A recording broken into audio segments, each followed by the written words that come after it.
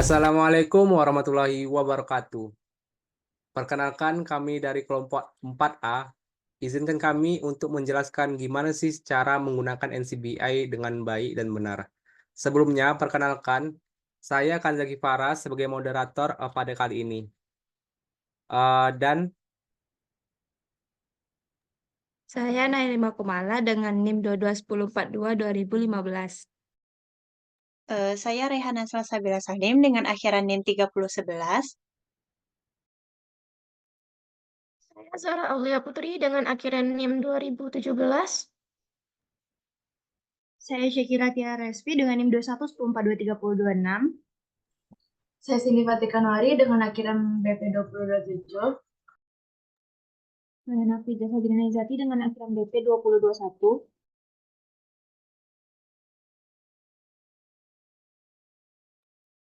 baik, itulah anggota dari kelompok kami yang beranggotakan 7 orang.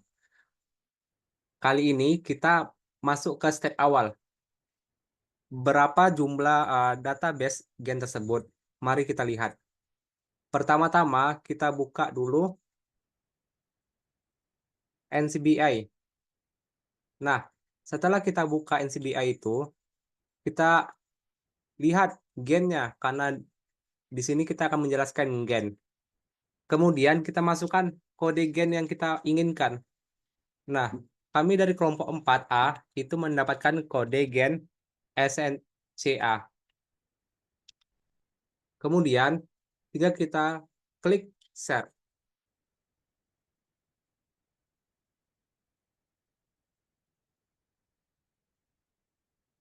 Oke, di sini keluar share resultnya. Jadi, menurut database NCBI ini, terdapat 2030 dari database gen dari NCCA ini. Nah, kemudian gen tersebut terdapat pada kromosom berapa, dengan panjang DNA berapa, jumlah eksonnya berapa. Untuk melihat hal tersebut, kita dapat memilih gen dari apa gitu, kromosom apa. Nah, untuk kali ini kelompok 4A menggunakan kromosom 4 itu di Homo sapien.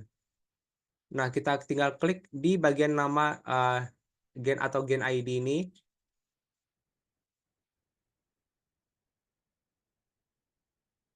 Nah, akan keluar kode genome konteks. Nah, ada lokasinya itu 4Q22.1. Nah, maksudnya gimana sih cara membacanya? Cara membacanya itu, jadi letak kromosomnya itu di kromosom 4 lengan panjangnya. Dan lokusnya itu 22,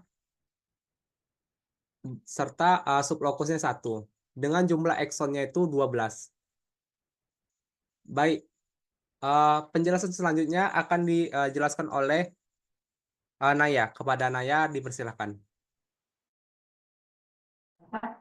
Baiklah, di sini saya akan menjelaskan fungsi utama dari gen tersebut. Kita scroll ke summary. Di situ terdapat summary. Summary itu di sana terdapat informasi fungsi dari gen SNCA, di mana gen SNCA berfungsi untuk mengintegrasi sinyal persinaptik dan perdagangan membran. Selanjutnya yaitu berapa jumlah artikel mengenai gen tersebut di PubMed dan jumlah artikel yang berhubungan dengan fungsinya.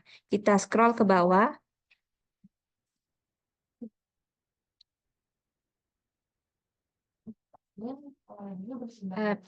Pada bagian bibliografi kita bisa melihat bahwa jumlah total artikel gen tersebut yang berada di PubMed itu sekitar 2148. Dan artikel yang berhubungan dengan fungsinya itu bertotal 1984. Seperti yang ditampilkan pada berikut. Itu ada wild type alpha Saya kembalikan ke moderator. Baik, terima kasih kepada Naya. Penjelasan selanjutnya akan disambung oleh Hana. Kepada Hana dipersilakan. Baiklah, terima kasih pada moderator. Selanjutnya di sini saya akan menjelaskan bagaimana sih gen SNCA ini terkait pada suatu penyakit. Nah, kita bisa scroll lagi ke bawah hingga menemukan bagian fenotip. Lalu di bagian pada kolom deskripsi, kita bisa melihat beberapa penyakit yang berhubungan dengan gen SNCA ini. Di antaranya yaitu ada Parkinson autosomal 1, lalu ada Parkinson autosomal 4, dan lalu juga ada demensia badan Lewy. Lalu kita juga bisa melihat fungsi dari gen SNCA ini. Kita scroll lagi ke bawah hingga menemukan bagian General Gene Information. Nah, pada bagian ini kita bisa melihat pada kolom function, di mana di sana tertera berbagai macam fungsi dari gen SNCA tersebut. Lalu di bagian kanannya ada kode dari evidence, dan bagian ujung ada artikel yang telah dipublish pada PubMed. Nah, beberapa fungsi dari gen SNCA ini diantaranya ada pengikatan protein HSP70, lalu ada mengaktifkan pengikatan senare, lalu ada pengikatan aktin, dan banyak lainnya. Sekian yang dapat saya sampaikan, saya kembalikan pada moderator. Baik, terima kasih kepada Hana. Disambung oleh Zara. Kepada Zara dipersilakan. Baik, terima kasih kepada moderator. Selanjutnya, saya akan menjelaskan mengenai terlibat dalam proses apa saja gen SNCA ini. Masih pada bagian yang sama, yaitu bagian dengan informasi general gen. Di scroll ke bawah, akan menemukan pada bagian fungsi. Pada bagian proses. Pada bagian proses ini akan ditemukan di sebelah kanannya mengenai evidence code. Kemudian pada sebelahnya lagi akan ditemukan bagian publikasi. Nah, untuk mengenai proses apa saja yang melibatkan gen ini melibatkan atau terlibat dalam rakitan kompleks NARE, kemudian dalam aktivasi aktivitas endopeptidase tipe cysteine yang terlibat dalam proses apoptosis, kemudian terlibat dalam perilaku lokomotorik dewasa, kemudian terlibat juga dalam pembentukan fibril amiloid dan sejumlah proses lainnya. Selanjutnya, gen ini terlibat atau termasuk dalam komponen apa saja. Scroll lagi ke bawah, maka akan ditemukan bagian komponen apa saja yang melibatkan gen ini atau memasukkan gen ini ke dalam bagian komponennya. Gen ini terletak atau menjadi bagian dari aktin sistoskeleton, kemudian bagian akson, bagian aktif di ujung akson, kemudian bagian sitoplasma. Selanjutnya, saya kembalikan kepada moderator. Baik, terima kasih kepada Zahra. Selanjutnya akan dijelaskan oleh Shakira. Kepada Shakira dipersilakan. Baik, terima kasih kepada moderator. Untuk selanjutnya itu kita akan mencari reference sequence dan juga nomor association number-nya. Untuk reference sequence bisa kita cari, kita scroll ke bawah di NCBI reference sequence. Pada bagian genomik yang kita cari di bagian gen itu bisa kita tekan download pada GenBank.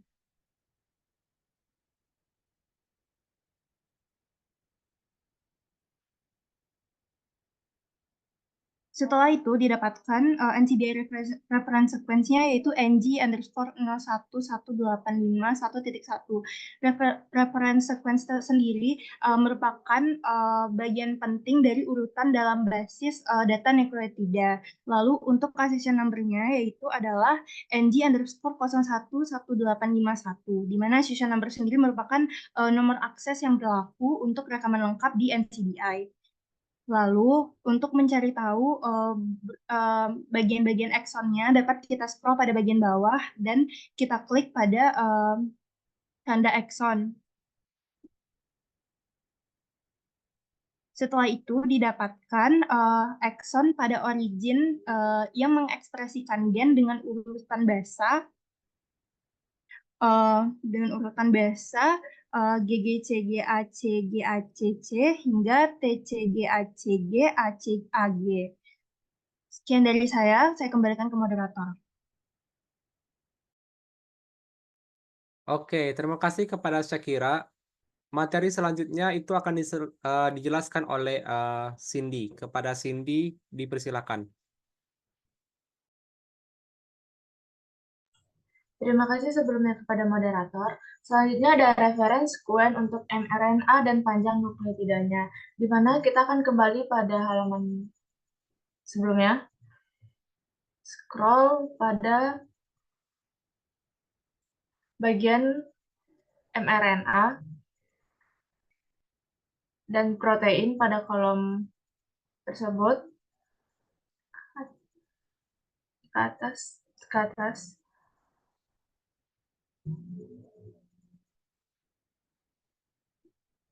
Nah, pada kolom mRNA dan protein, kita klik pada bagian NM 003454.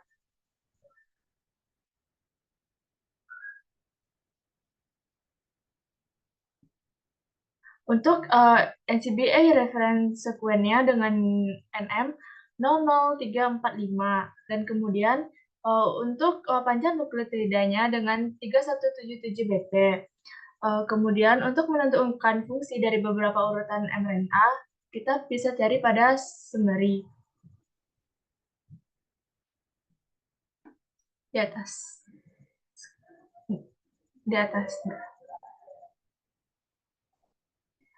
Nah, adapun beberapa fungsi dari SNCA yaitu untuk mengintegrasikan sinyal presinaptik dan transporting membran. Pada SNCA peptida merupakan komponen utama plak amiloid di otak. Selanjutnya saya kembalikan kepada moderator.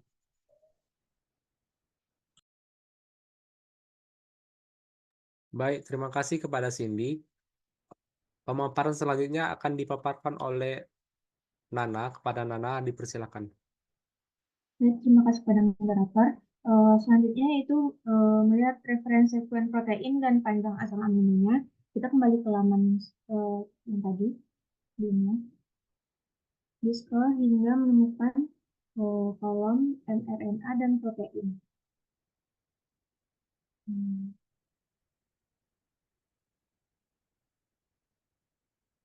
Nah, pada nomor 1 itu kita klik NP_000336.1.